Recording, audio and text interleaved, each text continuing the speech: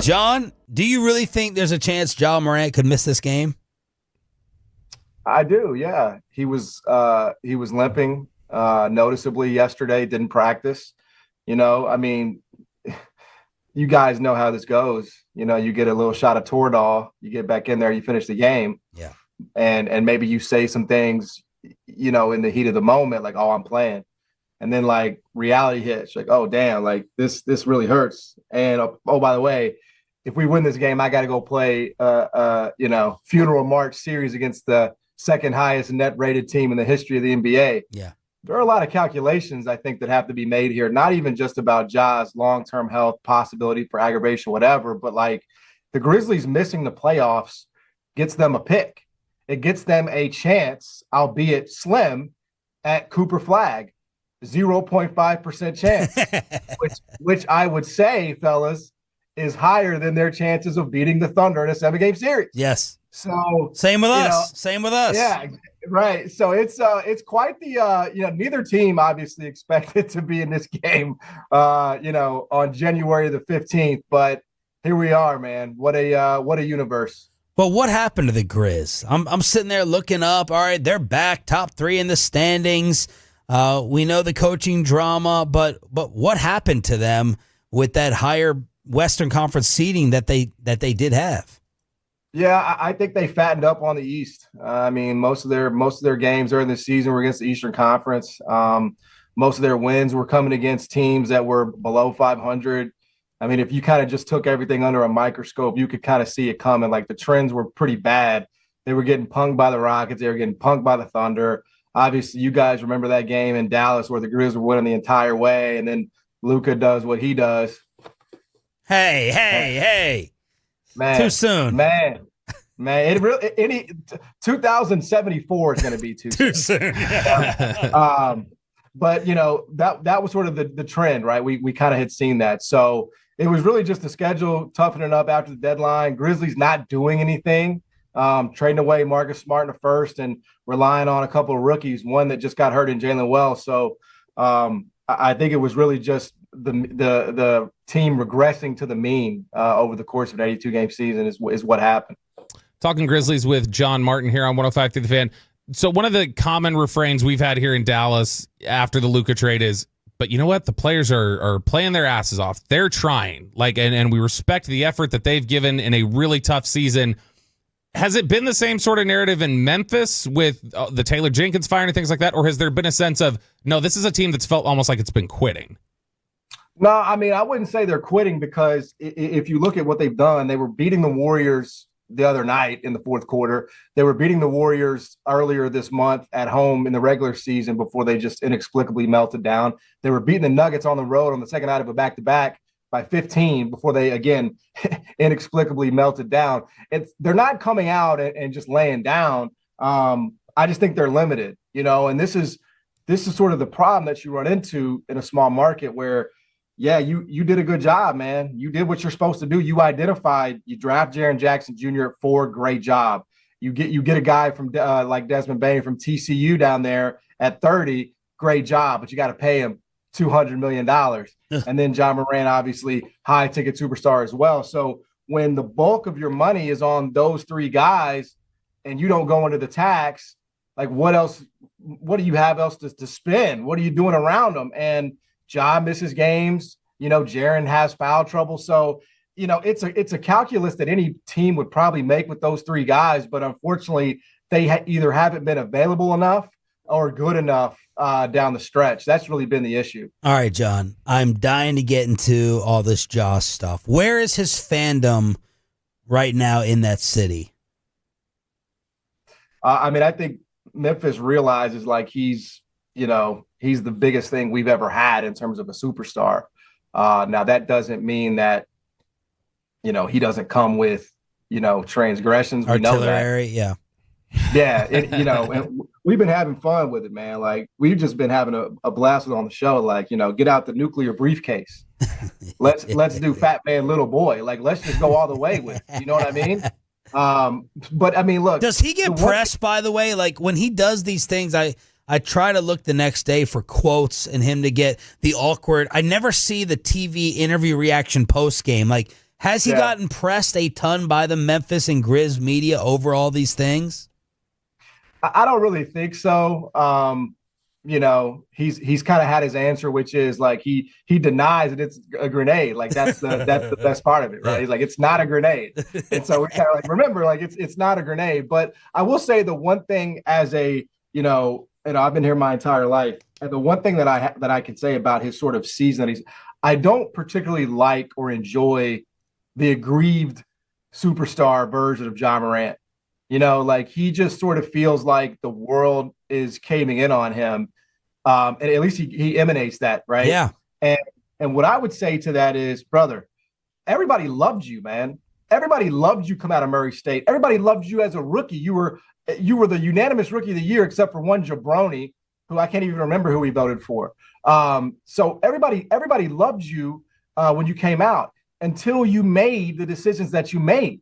These things were all self-inflicted, all your own decisions. It's not like people one day decided, hey, we hate Ja Morant. Right. Like nobody, it was like you gave people ammo, right, so to speak.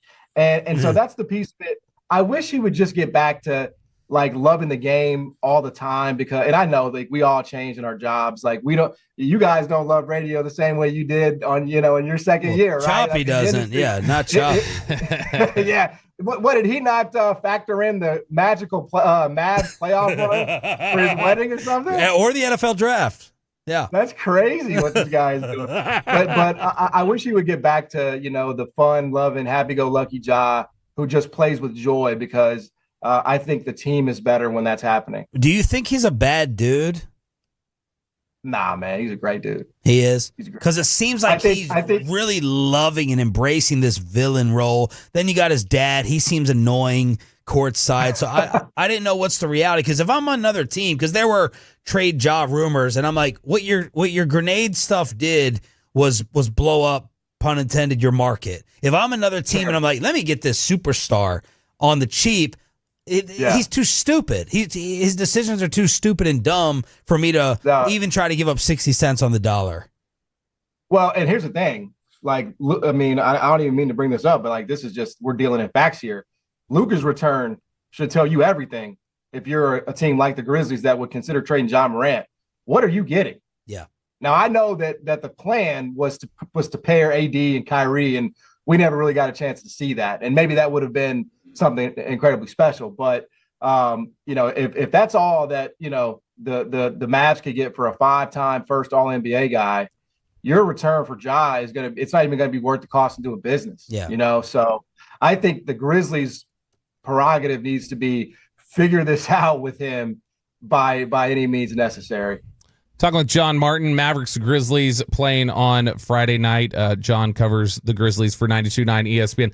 So we talk about Ja and his potential availability, or how serious it may be that he's not available. He's missed several games this season. What has the identity of Memphis looked like when he's not been in the lineup? Is that still a team you think that would handle Dallas even if Ja wasn't in?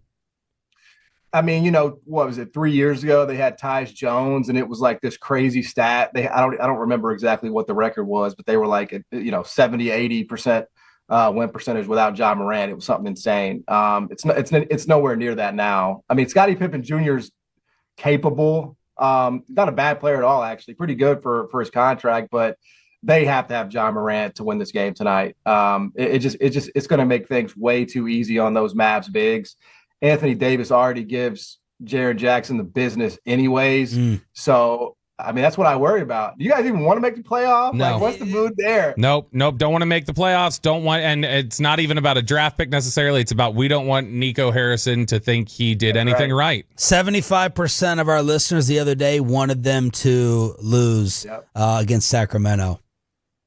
Yeah, so Grizzlies fans still want to win this game and go, because they were at once upon a time the 2 seed. Unlike you guys, like when this season is over, we don't have anything else. You know what I'm saying? Like, you got you know what I mean? And they suck. Ken Wisenhunt just stepped down like for no reason.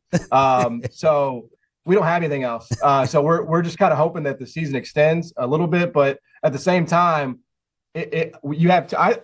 From where I'm at, why do I want to do this death march against Oklahoma City? Like you guys know how it is in a long ass playoff series. You come back down 2-0. I got to get on radio and pretend like this team has a chance, man. I don't want to do that. Right. I don't want to do that, man. So I don't know. I'm really hoping the Mavericks win this. John, why did the head coach Taylor Jenkins get fired, and what is supposed to be different with the new guy that apparently can't draw up an inbounds play? Yeah, so I think I think there was an organizational disconnect with Taylor Jenkins, in the front office. They drafted Zach Edey at 10. Taylor Jenkins didn't really love playing Zach Edey those minutes. I think there are coaches who are good in stages. Taylor Jenkins was great as a launch of Ja, Jaren, and Desmond Bain as they were young guys. Not as good as getting them to the next phase, which is winning a playoff series and being there consistently. So I think he and the organization butted heads. And I'll be honest, I don't know what the hell the organization was hoping to get out of this with Isolo. His first 3 games were against the Lakers, the Celtics, and the Warriors, and obviously they went 0-3 in those games. My only logical assumption would be that they know he's probably going to be the hire, and so they're just going to basically throw him out there and let him get some free trauma. Like, hey, yeah, it's scot-free, man. Get some scars. But the only thing that's been noticeably different, Ja's play has been better.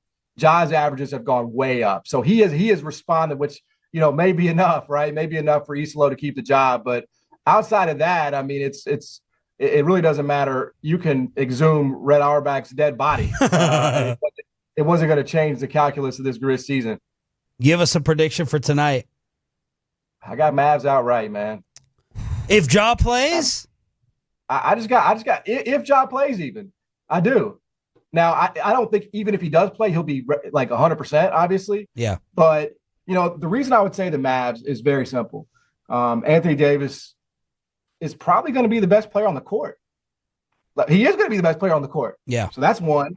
If he wants to be. I think, he's a champ. He's here. I think he's going to want to do it. Lively's finals experience, PJ Washington's finals experience, Klay Thompson champion. So the only thing I wondered with you guys was, all right, are you going to show up against Sacramento? And you did. Yeah. You beat the brakes off Sacramento. So when you did that, I'm like, all right, these guys are locked in. They have a lot of experience. The Grizz are just a falling knife, man. They really are. So I think the Mavs pull this off, unfortunately for you guys.